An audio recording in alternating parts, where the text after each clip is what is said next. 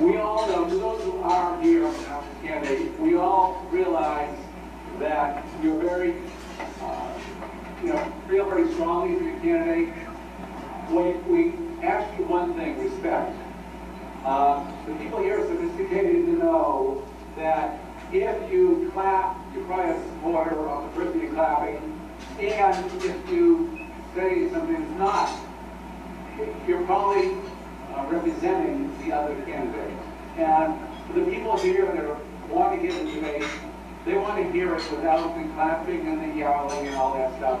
And that's going to help them make a decision of who to vote for in November. With that, I'd like to turn it over to John Eisen, who will be moderating the debate.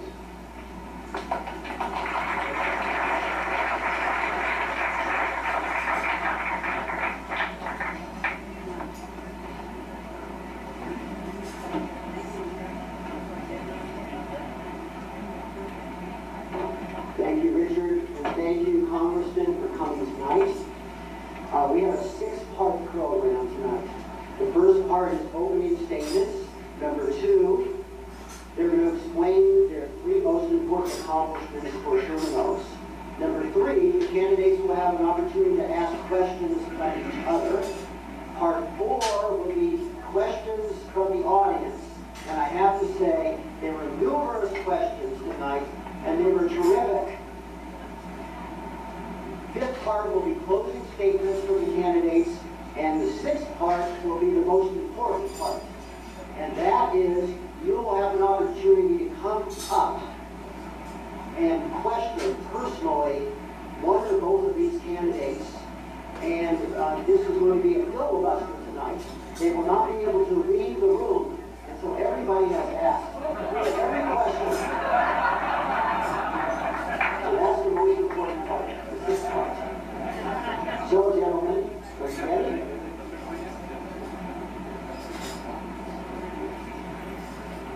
Does anyone have a point? I have a point. And whoever gets the opening statement first will give the closing statement next. All right? Okay. Congressman Sherman, an opening statement. I thought I won.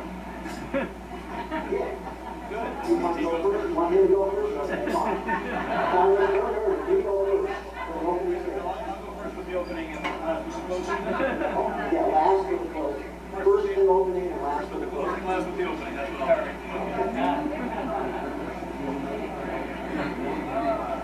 We have 2 minutes, and the cards will be there.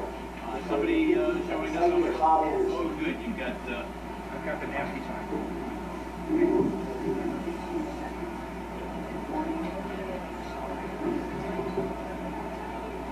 Hello, I'm Brad Sherman from America's best named city, Sherman Oaks. I have my constituent service office here in Sherman Oaks, and our constituent service booths are everywhere. That's allowed us to help thousands of Valley families unsnarl problems with federal agencies. I've been a leader on the issue of home finance. I wrote the bill that provides a permanent $625,500 level for the mortgages that can be obtained in a high-cost area. And for the next couple of years, I wrote the bill that provides for a $729,500 limit. This is critical to keeping the Valley economy going and critical to making sure that we don't have another precipitous decline in home values. I championed the HARP program, which allows most people in the Valley to refinance even if they have no equity in their home and to get today's low interest rates. If somebody's able to save $1,000 a month on their mortgage payment, what does that do to the Sherman Oaks economy?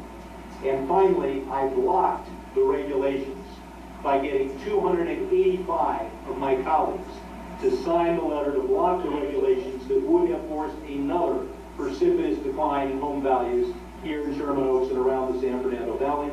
And I want to thank Howard for being one of those 285.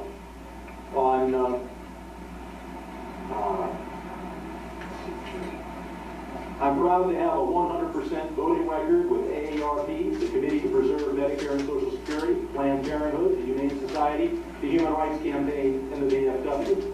And to have the support of President Bill Clinton, the Democratic Party of the San Fernando Valley, the Stonewall Club, and virtually every elected official who lives in the 30th District who hasn't been on either one of our payrolls, together with every Republican and independent elected official here in the San Fernando Valley. Thank you very much.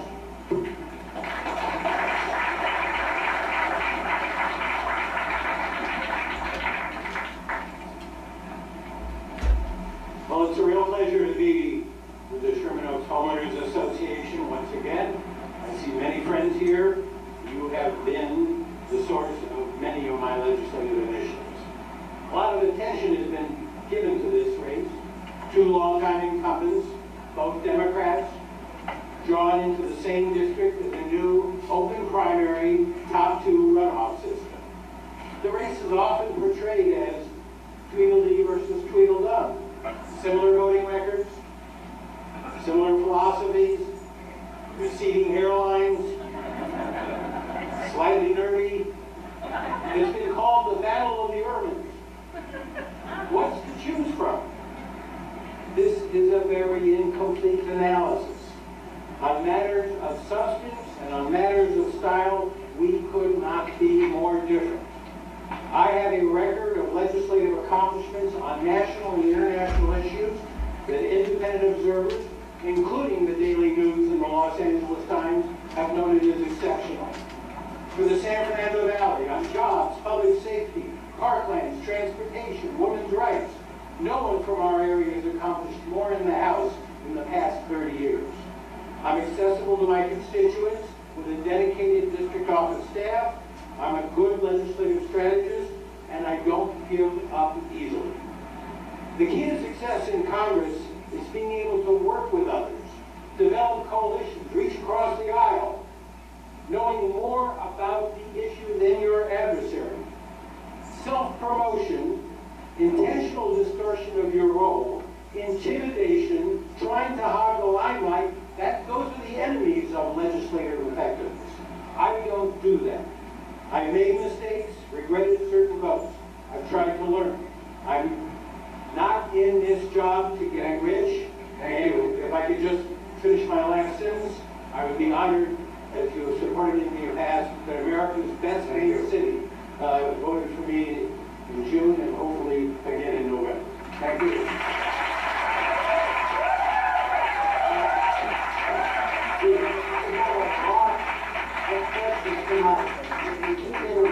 Keep applauding, remember, and when you hear all night, please, leave, applaud at the end, please, all you want. The second part will be the following. Each of the candidates will answer the following questions, starting with Congressman Berman. Please explain your three most important accomplishments for the greater Sherman Oaks community. When Richard Close and I had lunch in 2003, and he said, there's a carpool lane on the northbound 405 that stops at the Santa Monica Freeway, the crush of traffic from that, no carpool lane till the 101, it starts again, and Caltrans isn't going to do anything about it until 2018 or 2019. I said I'd go to work.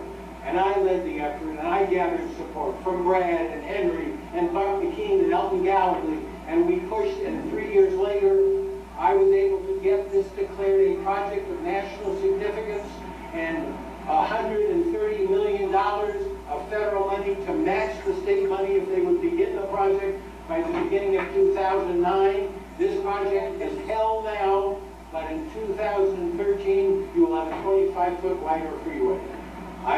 Blue Acre Park, the Santa Monica Mountains Conservancy, jobs in the entertainment industry through copyright protection and protecting against digital theft and runaway production, and more cops on the beat in Sherman Oaks. Those are accomplishments for Sherman Oaks that I'm very proud of. There are many other more. Thank you.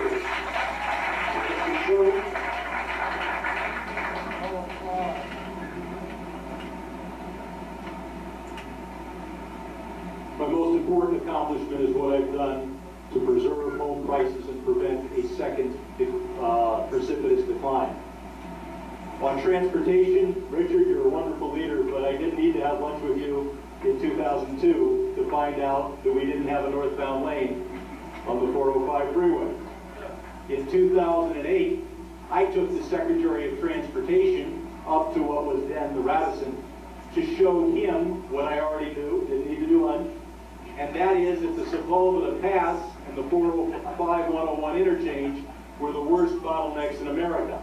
And at that time, he devoted $500,000 federal dollars to do the study that led to so many improvements in the Sepulveda Pass and the interchange. Then, not only did I join with Howard in getting the 11% of the money that was provided by the federal government, I fought to get the 60% of the money that was provided, federal funds included, by Sacramento. That's why I and Gloria Molina were at the critical meeting fighting for the $614 million to go on top of the 130 that was provided by the federal government. On airport noise, I was one of the leaders in getting the end or phase out of the noisiest jets at the Van Nuys Airport, and I ignored politics and joined with Howard in an effort to deal with helicopter noise. Thank you.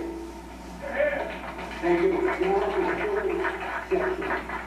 These are the candidates who have the opportunity to ask one or two questions of the other. So we'll start with Congressman Sherman. You have a question for Congressman Berman. One question.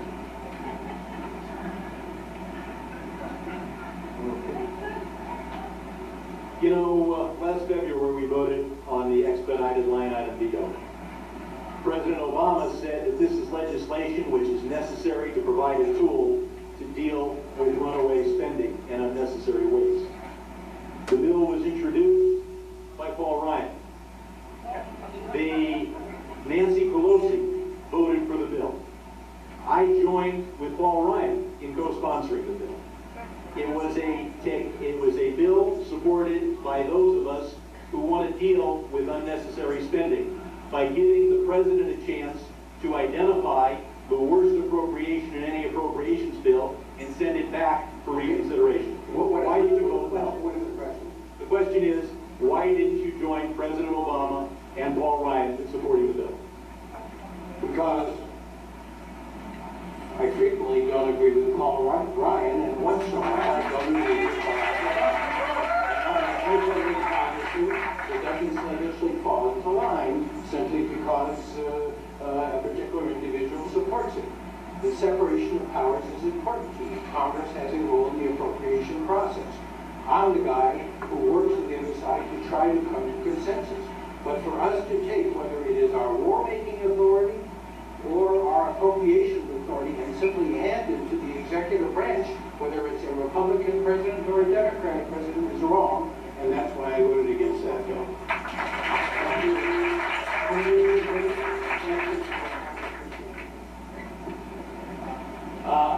By and large, I have found these areas where we ask each other questions. It's an effort to try and do a gotcha kind of a thing. So we got some issues that will come out in the questions.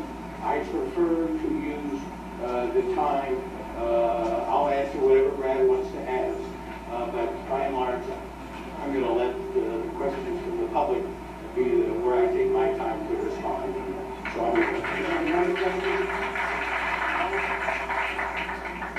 If Howard doesn't want to answer the question, I don't want to ask the question. Let's hear what the people have. Okay, the people have numerous questions for both of you.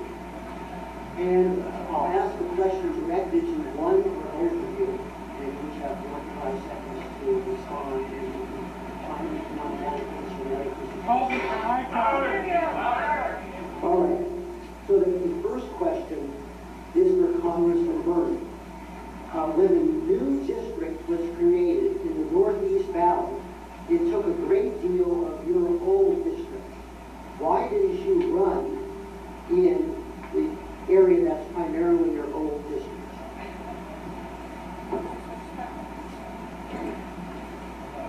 Two reasons. One, I happen to live in the district I'm running in. I love where I live, and I love the district I am running in. It is true Graf represents significantly more of that district, But as we get to November, we will be introducing ourselves to more of those people. So I live in the district I run. To run in the district I didn't live in was not, in my mind, appropriate, even if it was. Secondly, I worked hand in hand with that community. I have loved representing the Mid and North San Fernando Valley. A fine councilman is now running for that congressional seat, and I'm actively supporting his candidacy. Thank you. Would you like to respond to that question? No. The second question is for Congressman Sherman. Is it true that after all your years in Congress, you only originated 3 bills, 2 of which named the 2 post offices, bills that became law? You know, I'm a workhorse on those shoulders. And that's why when I authored the bill to raise the conforming loan limit to $625,500, a bill critical for home values throughout the valley. And they said, well, Sherman, your name is not going to be on it because we're going to put it in a bigger bill. I said, thank God. I don't care whose name is on the envelope. Just put my bill in the larger bill. And that's more important. Furthermore, it is the Berman campaign that is announced that Paul Ryan is an inconsequential backbencher because he, like me, does not put his name on every bill. And in fact, he has only put his name on 2 bills that have passed. But oh, by the way, Pelosi also fails the Berman standard as does Berman. Thank you. Can I just, I would like to respond. Thank you. I get it. Brad has not sought to enact legislation, 2 post offices, 1 private immigration bill in 15 years in Congress. Brad has not sought to enact it because he's auditioning for Barack Obama. Maybe he'll dump Biden. If I don't do any legislation, I'll be like Paul Ryan and I can be vice president. There are 1,000 ways to be effective. One of them is to get your measures through. You did a good job on the conforming loan issues. You had a lot of support from all of us. I don't deny it. But the fact is, your record is meager and sparse in terms of legislative accomplishments, amendments, or any particular subject matter area. It's meager and it's sparse. Thank you. Thank you. If Howard Berman really believed what he said, he would have resigned in early 2008. Because at that time, he had gone 17 years without passing but 1 bill, and that bill was a technical and typographical correction bill. Howard has known for a long time that this standard he's throwing around is one that would tell you that Nancy Pelosi wasn't a leader, that Paul Ryan wasn't leading in the wrong direction, and that Howard Berman should have resigned in 2008. It is a phony standard developed by an extremely negative campaign manager. The fact is, it's not a matter of getting your name on it, it's a matter of getting it passed. Thank you. All right. Folks, you leave the work and come out of his house. A man who spent the last 3 weeks of the campaign smearing me up and down, mailer after mailer, day after day, is talking about negative campaigns. Here's the real test of who's effective. What does the LA Times say? What does the Daily News say? Why do 24, 26 of the people who work with every day support me from the California Congress, the governor, the senator, the mayor, Republican candidates, Republican peers, people from both parties, and a lot more will be coming forth soon. They watch us every day. They know who produces for the city and for the valley and for the country, and overwhelmingly, they are supporting me. Thank you. Even though we're the Thank you very much. The people who know of our record in the valley are the people who live in the valley. And that's why I prevailed by 10 points on June 5th. If you want to be told who to vote for by people who don't live in the valley, by people who are focused on the valley, then you can decide to vote for whoever's got the most insider Washington support. I don't go along, I don't get along. along, and I don't go along to get along. I've taken on leadership again and again, and I'm willing to rock the boat. And I'm willing to say true things, even I. He doesn't like my mailers, he can't tell you one fact that isn't true. He doesn't like my voting, I voted 12,000 times, he can't tell you one vote he disagrees with. 12,000 votes, nothing to criticize. Thank you very much. Mailers, Thank you. nothing to dispute. Let's move on.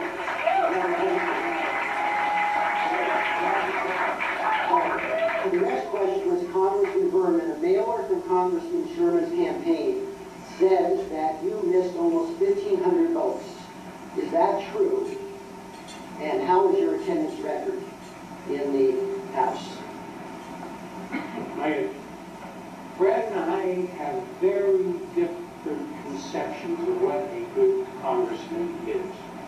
I missed a bunch of votes when I went to the State Department to negotiate the final language on the Iran sanctions legislation with Hillary Clinton. The votes that were coming out on the floor were votes like Brad's bill, post office savings, private immigration bills they were passing unanimously. When I'm negotiating legislation, which I do all the time, if that meeting is more important than going to the floor, I will miss it. I missed a bunch of votes when I was at Sherman Hospital in 1993 because I had viral pneumonia for 2 weeks. I have missed votes, and once again I tell you, if you're voting whether or not a particular organization's score or the number of votes is the test of a congressman, I'm your guy. Thank you. Congressman Sherman. If the San Fernando, I do have to respond to that. If the San Fernando Valley were to elect me to represent it for another 90 years, I would not miss as many votes as Howard has already missed. And as to what he was doing, he was off on various junkets when he missed the following votes. The votes to provide mine-resistant vehicles to our soldiers in Iraq. The bill on whether to withdraw from Iraq. The Open Government and Honest Leadership Act. The vote on whether to spend $265 billion on national defense. The vote to strengthen penalties for people who use date rape drugs. The vote to provide $14.2 billion in additional funding for education. The vote to fund the Department of Homeland Security, all while he was on junkets, not Negotiating bills. Thank you very much. I responded, and I've been chairman of the Foreign Affairs Committee for 3 years. I was faced with all rights of this country. On 3 occasions, I took flights from Washington, D.C. to Moscow overnight to meet with the Foreign Minister Lavrov, with the National Security Advisors of both Putin and Medvedev, to tell them that if there is going to be a Russian reset, you cannot sell sophisticated air defense radars to Iran. That if you want to get WTO and most favored nation status, you cannot veto Iran sanctions. I go to Israel to discuss a number of foreign policy issues. I go to Malawi and to Zambia and to countries in sub-Saharan Africa who oversee the AIDS program. Thank you. Thank you. This is part of my job.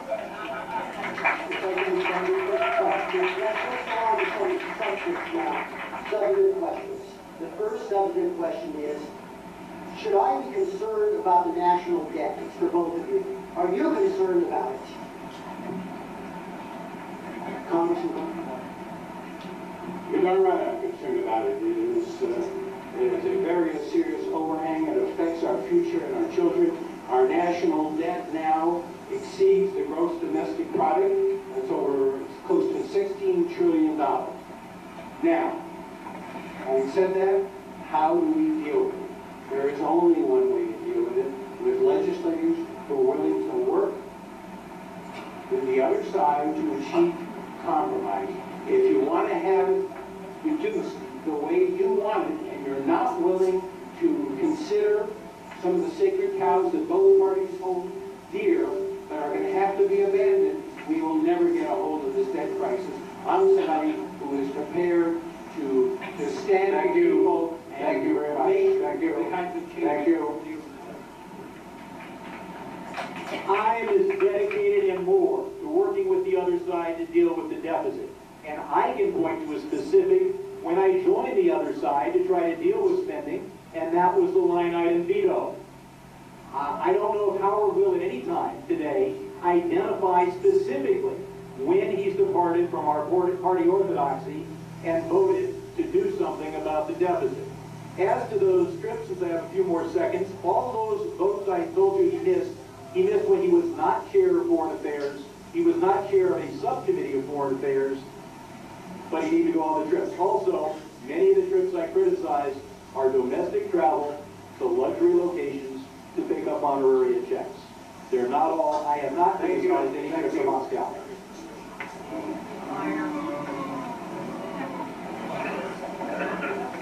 The polls show that Congress as a whole has a very low approval rating.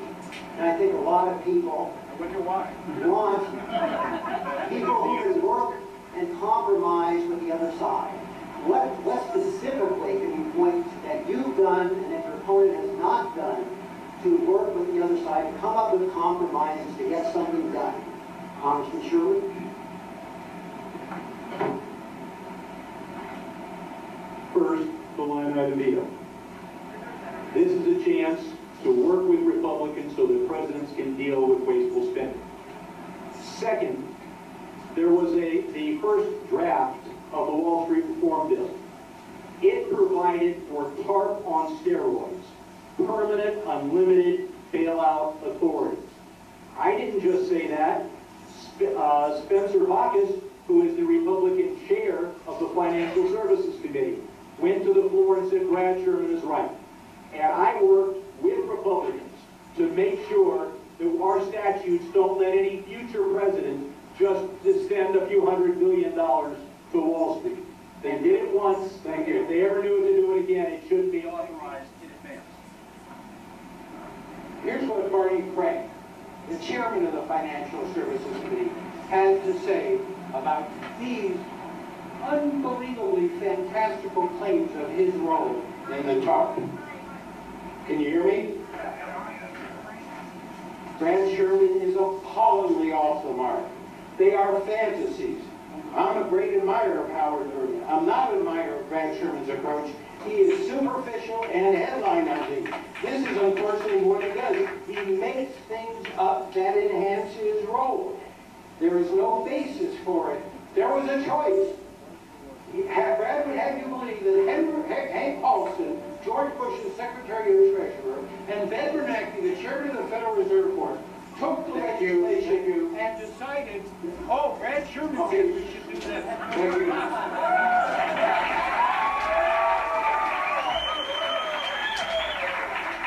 Those who oppose the TARP bill acknowledge my leadership in blocking it and changing it.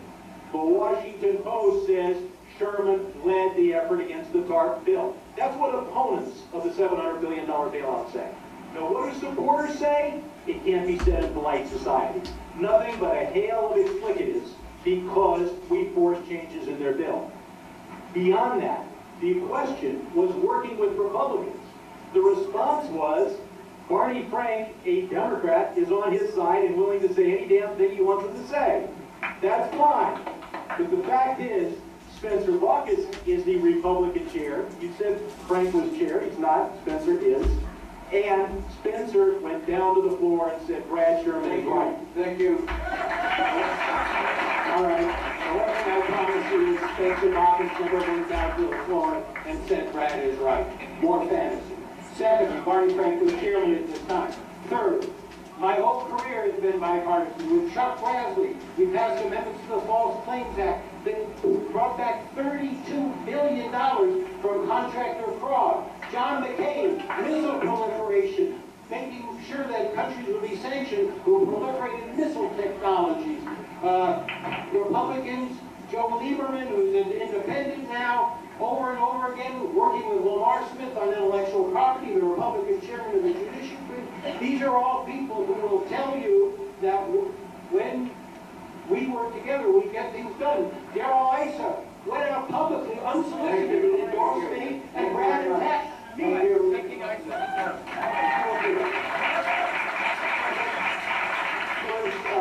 If I I can respond. Darrell Lysa has not endorsed Howard. Spencer Bacchus is chair of the Financial Services Committee. The debate was on the bill to create permanent unlimited bailout authority, and Spencer Bacchus did go to the floor and say Brad Sherman is right. This current draft is TARP on steroids. Now that's a provable fact. So if you're going to call me a liar, don't do so when I can produce the congressional record.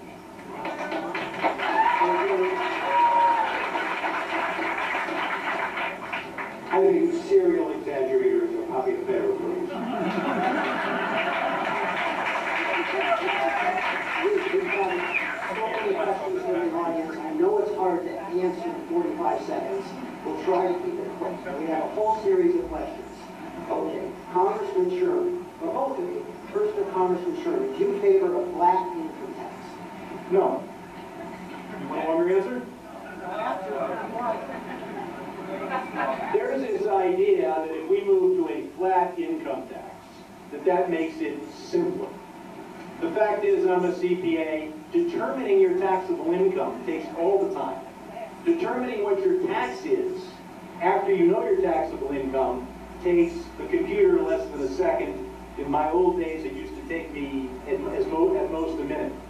A flat tax is a tax which dramatically increases the taxes on those who make under $100,000 a year, and dramatically decreases the taxes on both Barack Obama and Mitt Romney. I do not support a flat tax. I do not support a flat tax. And in addition, I think it's fair to say, a flat tax means the end of a mortgage interest reduction on the home you own. Next question for both of you, Congressman Berman first. How much should the estate tax exemption be next year? Well, the one thing it shouldn't be is going back to $1 million, because that will harm huge numbers of people. I can live with it anywhere from $7.5 million to $10 million, with a rate that is under 55%, and I'm open to a lot of suggestions. The one thing I will not support is the repeal of the estate tax, and we can't afford it. We can't do it like that repeal, and it's not the right thing to do. I agree. Next question. What policy, one or two policies, best distinguishes the two of you? Congressman Sherman? Wall Street bailouts of the past and Wall Street bailouts of the future. I led the fight against TARP. Everybody who opposed TARP acknowledges that. The neutral sources acknowledge that. The people who wanted to deliver $700 billion to Wall Street in unmarked bills, they hate me for it and will say anything that will undermine my candidacy. Second, there was an attempt after TARP passed to give future presidents permanent, unlimited bailout authority. We stripped those provisions out of the bill before it passed. And those were the provisions that Spencer Bacchus was talking about. Not the original TARP bill, but the attempts to pass TARP on steroids. Thank you. Look, the one thing I knew was voting for TARP. By the way, he never tells you, I made these incredible changes in the bill and then still voted against it. But the one thing I got to think is I knew the politically popular vote was his vote and his position. But I also knew the financial system was so unstable at that particular moment that we had to do something extraordinary. That was the best we could do. Let's go after the people who led us to this with criminal prosecutions. Let's have effective regulations so this never happens again. But I made the right vote. At that particular moment in time, he made the wrong, irresponsible, but politically popular vote. Thank you.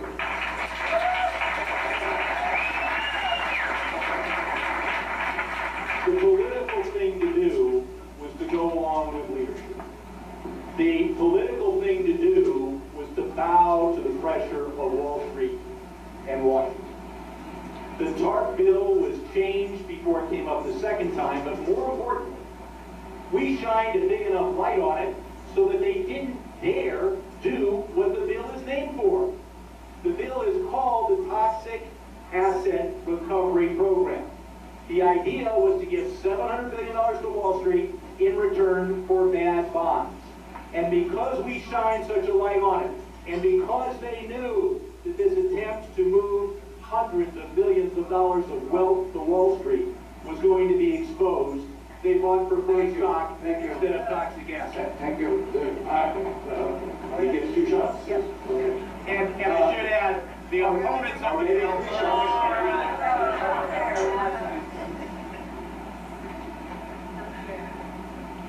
The bill gave the choice to the administration. Do you want to buy toxic assets, or you want to loan money to provide capital to the banks? The latter one, this is with the faster one, we were in such a crisis we had to move fast. That bill and that program became the basis for the automobile bailout and for a whole series of other moves. We can argue anything we want, but one thing I promise you is nothing he did affected the approach they took, only in his own mind. Let's go on to the next topic. Okay, go ahead, 30 seconds.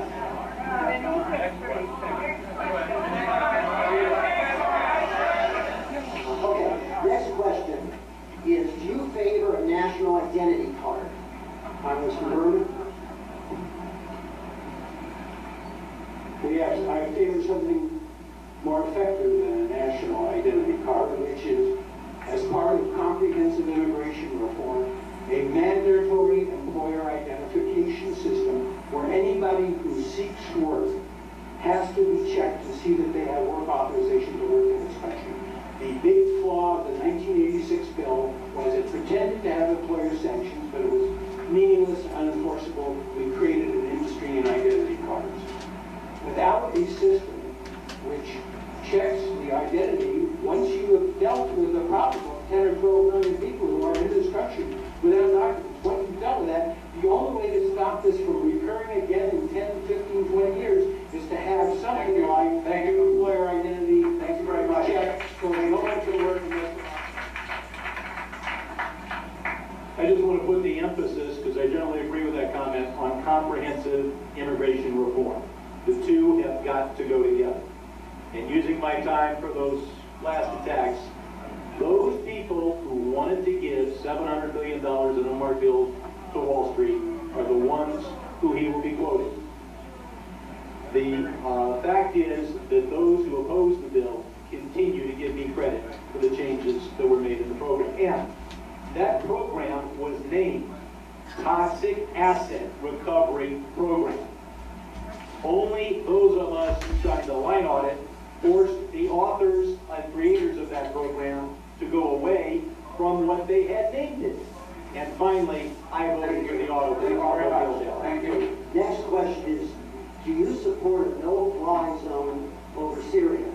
Congressman Sherman? I think there's a lot of things we can do to help the Syrian rebels.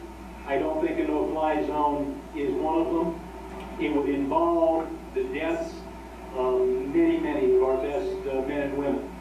There are those who think that Libya and Syria are the same.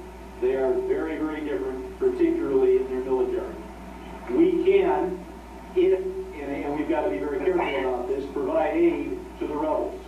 And let us remember that while the Assad regime may be one of the worst in the Middle East, there are some elements among the rebels who are just as bad.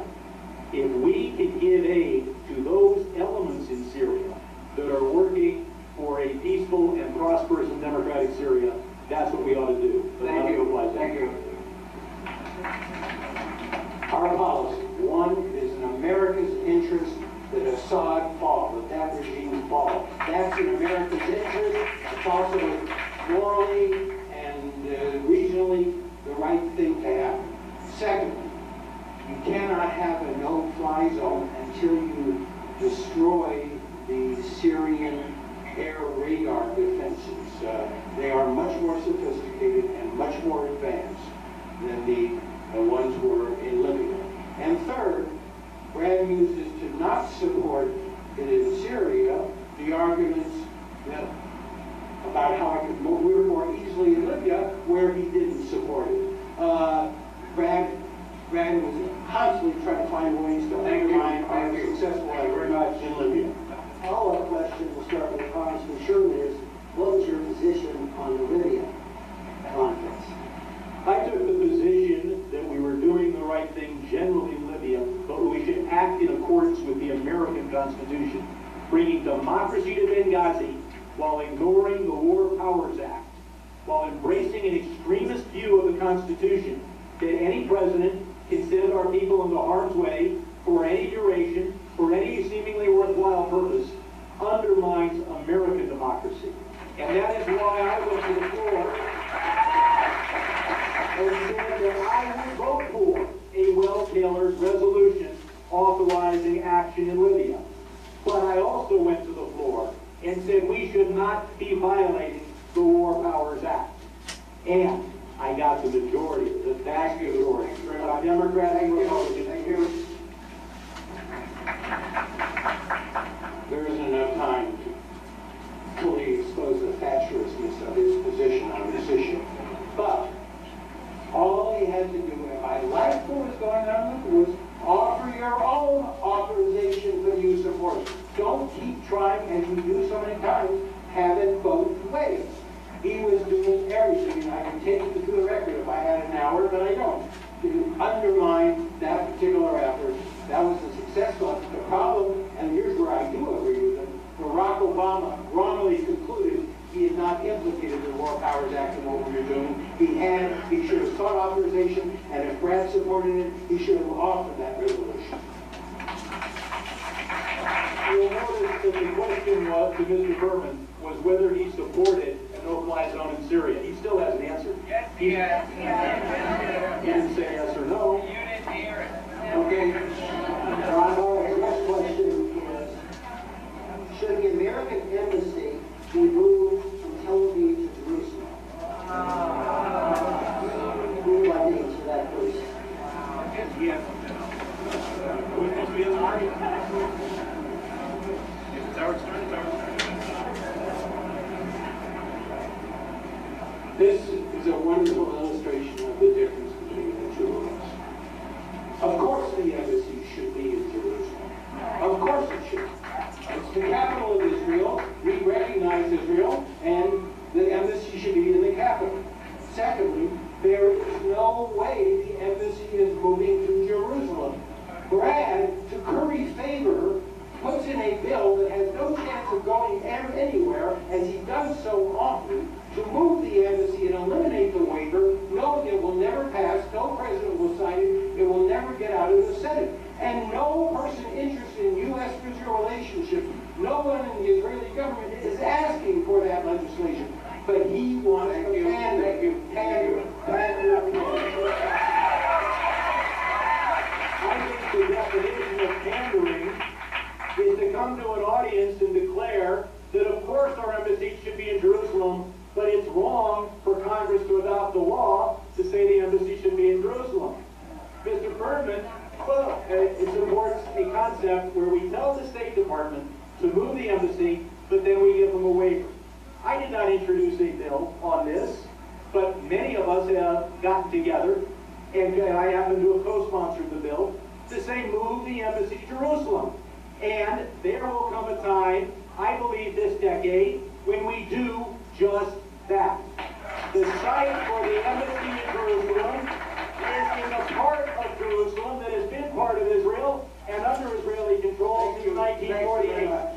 And I don't think Western Jerusalem is being debated. Go ahead. If you are serious about the Middle East, you prioritize. What are the threats? Iran and a nuclear weapon, number one. What's happening in Egypt and the extent to which Islamic radicals and terrorists take over the Sinai. The security situation in Israel and what's going on with the rockets that Hezbollah has and Hamas has. There are a level of issues. Yes, the embassy should be in Jerusalem, and I say just as strongly, I've watched presidential candidate after presidential candidate promise to do it, and the day they get in office, drop that promise. How many times do you have to think? It's not going to happen until we've worked out the larger issues. I love Israel. I hear deeply about it. I spend a tremendous amount of time on it. That embassy is not going to move. It's funny, it's the Arab Spring that's the reason he doesn't want to do it now. I've been doing it since pushing this since 1997. Very effective. And you want the embassy in Jerusalem, and you've been there since 1983, and it's still not there. To think that he at one point says, nobody, not even a president, can overcome the opposition. But there's something the matter with Sherman because he doesn't overcome the opposition, shows the way that Mr. Berman is thinking. The fact is, the more members of Congress will co-sponsor the legislation to move our embassy with no waivers, the sooner it will happen. And as long as we give the anti-Israeli forces to believe that America doesn't even think that Western Jerusalem is part of Israel, the more Thank you. we help our enemies. Thank you. Now we're going to go to the fifth part of our program, which will be closing statements. 90 seconds for each candidate. Okay, and before we do that, once again, it was about you talking, but there's two things. Number one, Jules is going to be here till midnight unless you clean up the table before you leave. Otherwise, 2 o'clock, Jules be here.